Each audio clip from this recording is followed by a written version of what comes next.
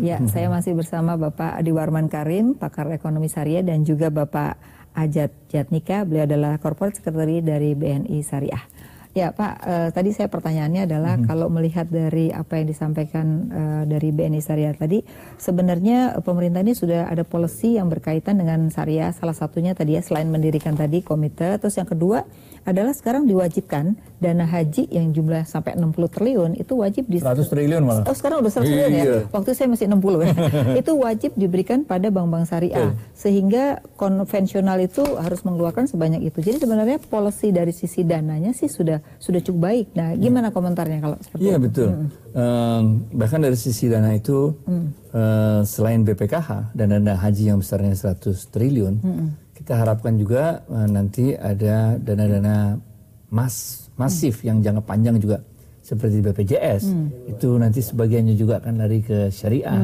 Di samping selain dana domestik ini, kita juga menduga bahwa pemerintah juga akan mencoba mengundang dana-dana masif jangka panjang dari luar negeri, sovereign wealth fund-nya. Oke, kalau sekarang baru sukuk ya, sekarang baru sukuk. Sekarang melalui sukuk. Tapi nanti dugaan kita nanti Indonesia akan dipilih oleh IDB kurang lebihnya untuk mendirikan yang namanya World Islamic Investment Bank itu untuk membiayai infrastruktur yang besar gitu, yang sekarang dalam proses. Nah, ini adalah lembaga internasional nanti akan menarik dana-dana dari luar negeri jangka panjang yang sifatnya masif. Karena dana dari Timur Tengah cukup banyak ya sekarang ini yang sedang mencari tempat gitu Pak? Iya, bukan aja Timur Tengah sebetulnya, tapi juga dana-dana dari Eropa Utara sebetulnya. Oh, Eropa Utara justru ya? Eropa Utara itu dia punya sovereign wealth fund yang besar dan dia mau ethical investasinya. Jadi ini akan masuk dari sisi pembiayaan funding ya. Ini satu hal yang kita lihat akan bergerak. Dan sisi lain dari sisi financing tadi kita udah bicara mikro, kita udah bicara consumer, kita juga bicara infrastruktur. Iya. Ini kalau kita lihat satu persatu, misalnya kita lihat untuk memang betul untuk mikro itu ada KUR. Betul. Tapi di lapangan sebetulnya KUR ini tidak dirasakan begitu mengancam bagi BMT maupun mikro syariah lainnya. Jadi tetap menggunakan bunga wajar ya, komersial masih oke. Iya, karena KUR ini ternyata di lapangan itu banyak replacing existing customer dari bank-bank yang selama ini memberikan kepada mikro. Jadi dia replacement source of fund aja, benar nggak? Jadi mikro masih tetap menarik, Jadi masih ada potensinya lah ya. Masih ada potensinya. Kemudian consumer ini tetap menarik. Nah, tapi saat ini tahun 2017, dampak dari 2017 itu ada beberapa bank syariah yang apa istilahnya tuh, keseleo apalah istilahnya tepatnya juga kurang ngerti lah. Ketika mereka menyalurkan kepada multi finance. Beberapa multi finance agak keseleo lah begitu, yang sumber pendanaannya berasal dari bank syariah, sehingga bank syariah ikut keseleo kan kira-kira gitu. Betul. Jadi consumer walaupun dia tetap potensial, tapi ada PR yang harus diselesaikan. Nah, kalau bicara consumer ini menjadi menarik sekarang ini kan sektor informal meningkat ya, dari 67 juta sekarang udah jadi 72 juta. Tapi kan seringkali kalau kita lihat ini dianggapnya selalu non bankable. Sehingga potensi yang tadinya bagus sehingga tidak tercapture diambillah oleh P2P atau financial technology gitu. Nah, di BNI Syariah sendiri bagaimana melihat ini, ataukah sudah juga memprospek bahwa sektor informal ini harusnya menjadi customer gitu, karena selama ini kan mengambil orang yang sama, PNS ya kan, pegawai swasta yang memang pegawai tetap, tetapi bahwa informal ini ternyata pendapatannya tinggi tapi karena tidak bisa akses bank, gimana? Ya, jadi memang kalau untuk di sektor yang UMKM atau mikro ini sekarang udah naik sebetulnya. Dia nggak, tadi yang Bang Adi sampaikan kan mungkin BMT per orangnya mungkin 1 juta, 2 juta. Tapi sekarang mikro ini BNI udah makin besar, bahkan bisa sampai di atas 500 juta. Ini masih masuk mikro. Jadi kuenya masih BNI masih cukup besar. Nah, untuk yang tadi disampaikan mengenai peer to peer atau informal sektor, yang sebetulnya mereka punya bisnisnya dan sebenarnya yang jadi kendala bukan saja non bankable tapi mungkin dari pengalaman, karena kan sekarang ini kan industri sudah berubah. Orang mau berusaha udah lebih mudah gitu. Tokopedia mungkin, maaf nyebut merek ya, ada yang bisnis online sudah lebih mudah, masuk ke bisnis lain juga lebih mudah, Tapi bank bisa mensyaratkan ada pengalaman, Nah, mesti itu. setahun, mesti 2 tahun. Jadi kan kalau kayak gitu kan berarti menyulitkan bank dong, bahwa saingan yang non banknya itu ternyata bisa lebih cepat karena aturannya lebih fleksibel. Nah, ini apa? Kalau di tempat kita ada yang pertama, kita punya yang disebut kartu pembiayaan ya. Yang Hasanah Card ini sebetulnya dilihat dari kemampuan atau penghasilan dia setahun, berapa penghasilannya. Oh, jadi kartu kredit tapi bisa fleksibel untuk usaha gitu? Ya, dengan limit tertentu gitu? Oke. Yang kedua, kita tadi punya yang unit mikro, dari divisi mikro kita juga sebenarnya masuk ke sektor itu juga. Dengan memang mensyaratkan ada jangka waktu bisnisnya, tapi nggak seketat kalau UMKM yang di atas 500 juta, 1 miliar yang syaratnya udah lebih lama. Syaratnya lebih mudah. Ini berarti di bawah 1 tahun? Mereka? Di 1 tahun masih bisa, dan itu masih bisa kita evaluasi sepanjang bisnisnya itu memang punya prospek. Kemudian kita juga melakukan assessment kepada tentunya mengaitkan dengan orangnya seperti apa, kemudian bisnisnya sektor di bisnis apa.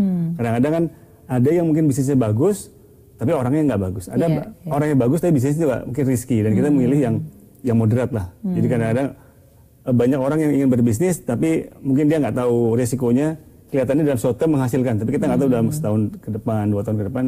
Kadang-kadang kan yang paling berisiko bisnis itu apalagi UMKM kan 2 tahun pertama. Kadang-kadang ya 2 tahun pertama kalau dia lolos, moga-moga kesananya bisa sustain. Jadi tetap melihat dari pengalaman juga ya, pengalaman dari berapa lama mereka sudah menjadi nasabah dan pastinya sistem informasi debitur berapa lama dia sudah berusaha. Ya Pak Ade Warman, kalau kita lihat sekarang ini tren di dalam membuat rating ya, termasuk di pembiayaan syariah mungkin juga perlu dipikirkan. Kalau kita lihat di model P2P yang sekarang fintech itu kan adalah behavior justru. Tapi kan kalau kita lihat bank tuh masih lihat pada income statement, kemudian balance sheet ya, neraca rugi laba. Nah ini kan sudah ada pergeseran Pak. Nah pergeseran ini kalau kita lihat kan belum banyak diatur gitu, sehingga lebih fleksibel bagi yang lembaga keuangan ini, tapi bagi bank kan tidak fleksibel gitu. Nah ini kan artinya nggak fair dong Pak. Gimana nih Pak komentarnya? Jadi ini emang seru banget di Dewan Syariah Nasional. Insya Allah bulan ini nih, minggu depan ini kita akan pleno untuk fatwa baru tentang fintech. Oh tentang fintech. P2P and crowdfunding. Yang memang fintech ini bisa masuk ke 2 segmen yang tadi kita bicarain, yaitu mikro dan consumer. Mikro, UMKM, consumer bisa masuk ke 2 sih. Corporate nggak bisa masuk karena nggak bisa pakai fintech. Iya. Jadi memang kalau nggak salah aturan OJK itu sampai 2 miliar ya, itu dibolehkan untuk fintech ya. Betul. Nah fintech ini susah dilawan sama bank karena sangat sumber dananya yang terbatas ya Pak. Betul. Dan dia pakai mega data itu kan, metadata itu. Jadi waktu orang datang ditanya nomor teleponnya berapa, dia punya data hanya orang behaviornya kayak apa. Dalam waktu 30 menit dia udah bisa bilang yes or no. Betul. Sedangkan bank kita repot. Sehingga apa yang terjadi sekarang, 4 dari klien-klien kita yang ada, itu 3 memang fintech, tapi satunya itu adalah bank. Nah, itu gimana? Nah, banknya ini kerjasama. Dengan fintech ya? Dengan fintech. If you cannot beat them, then join them. Saatnya juga ya, nanti BNI Syariah mesti kolaborasi. Jadi, kolaborasinya ada dua kegiatan kolaborasinya. Pertama, fintechnya itu diminta untuk menggunakan rating yang sama dengan standar bank. Jadi bank, kalau dia udah dapat rate oke, berarti bank juga oke. Jadi kredit screeningnya ngikut standar bank. Ya. Tapi itu kan Dewan Syariah ini dengan peraturan OJK bagaimana? Karena ini kan harus related juga dengan mereka. Nah ini kan nanti jadi problem, artinya bahwa ketika di sini disamakan, di sana membolehkan lebih fleksibel misalnya, kan juga ada problem Pak. Jadi fintech itu dia fleksibel kan. Sekarang bank, klien kita yang bank ini mau kerjasama sama fintech dengan syarat Anda ikuti standar kami. Nah standar yang dipakai oleh bank ini adalah standar mengenai rasio-rasionya, bukan standar mengenai yang buat ribet di bank itu adalah formalitasnya. Di bank itu formalitasnya, minta siup lah, formalitas itu yang sebetulnya nggak ada yang urusannya sama. Justru itu ya, yang sebetulnya nggak ada kaitannya sama kemampuan dia membayar. Cuman ini izin lokasi lah, gitu ya. Nah jadi standar ini dimasukin ke rating, sistem rating. Jadi fatwanya akan begitu nanti, fatwanya. Fatwanya mengatakan nanti Anda boleh gini lah. Ini mau ceritain bagaimana pola kerjasamanya.